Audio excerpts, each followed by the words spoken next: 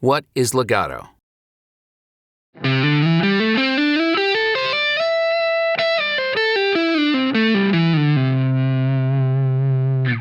Legato is a musical term which means all the notes should be connected and played smoothly without any intervening silence. On guitar, this is achieved by minimizing the use of your pick and combining different techniques such as hammer-ons, pull-offs, and slides together.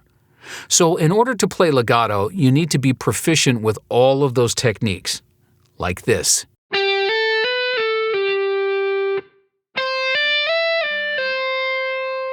By removing the pick's attack, legato sounds smoother and adds fluidity and flow to the music.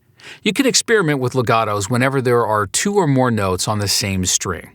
So instead of picking all the notes, try to connect the notes with hammer-ons, pull-offs, and slides, like this.